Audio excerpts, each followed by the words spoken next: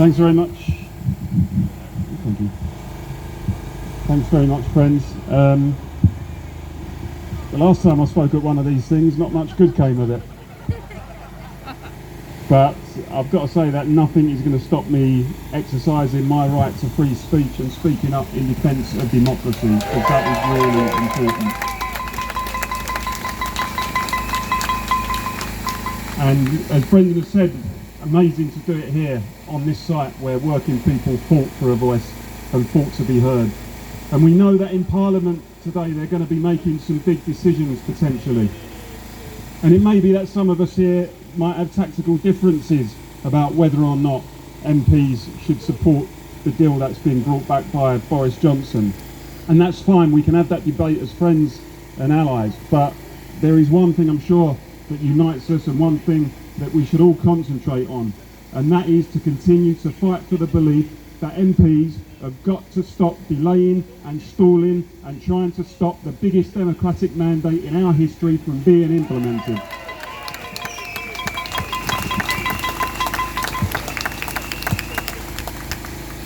Because in 2016, as we know, 33 million people took part in that exercise, a huge democratic exercise, and 17 million of those people voted to leave. They didn't vote to leave only with a withdrawal agreement that EU leaders were willing to approve. They voted to leave, and that means leaving with or without a deal. And if that continues to be frustrated, it will be the ultimate betrayal of democracy, not just the referendum result, but democracy itself inside of this country.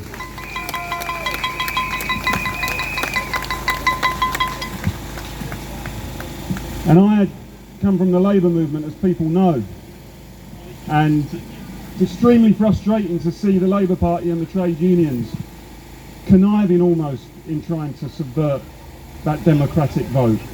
The Labour movement was founded on the principle of democracy.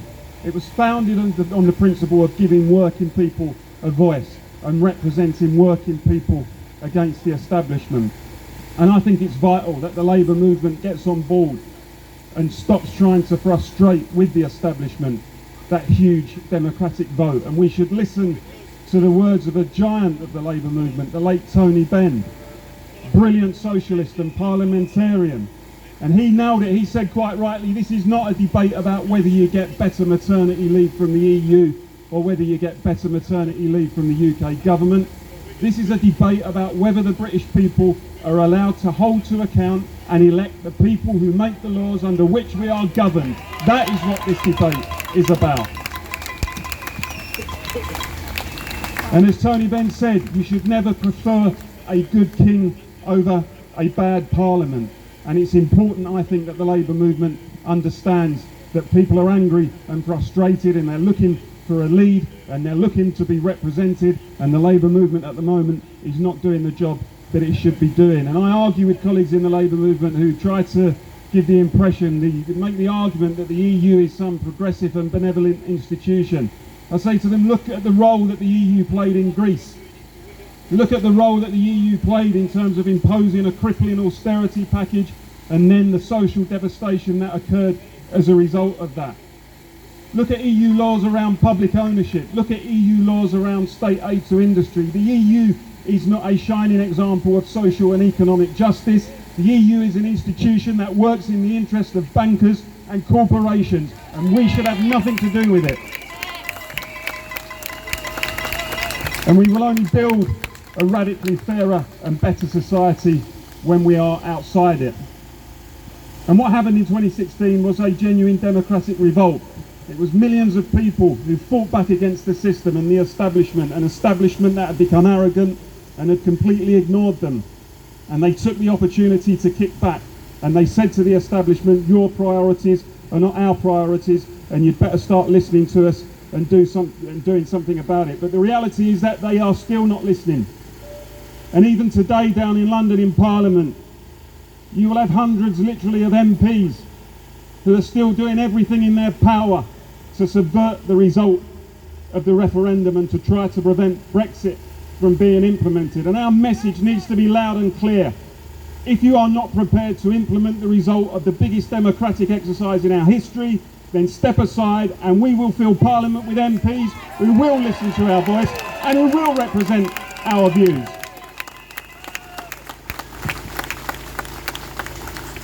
And I think it's important too to understand that this isn't any longer a debate around Remain or Leave. There are lots of people who voted Remain, and credit to them because they have understood that they lost and that the referendum result needs to be implemented. So it's important that we offer the hand of friendship to those people, and it's important we show unity to those people. And once Brexit is done, we need to work together to make sure we tackle the other issues facing our society and the real crippling injustices and inequalities that still cripple our society today. So it's no longer a debate about Remain or Leave, it is simply a debate between Democrats and anti-Democrats. That is where the divide is in this debate.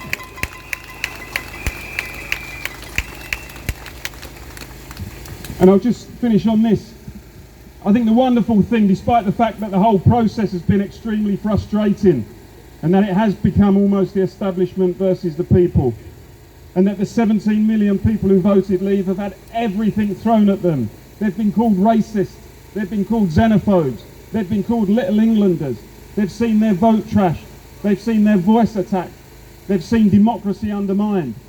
But in the last 3 years, all of the evidence and the polling and the data shows that those 17 million have stood firm, and there has been no weakening in the resolve of those 17 million. And that's a credit to everybody who voted Leave for showing that strength and resolve in the face of everything that the establishment can throw at us. So it is still a fight, it's not over yet. The battle is still on, and I'm sure a lot of us are battle weary. But this is a pivotal moment, I believe, in the modern history of this country. It's about whether or not we respect the vote that people around here all those years ago gave their lives for. And it's about making sure that we stand in their tradition. And if we continue to show the same resolve that we've shown over the last 3 years and the same strength, I've got no doubt, friends, that that's a fight we're going to win. Thanks very much.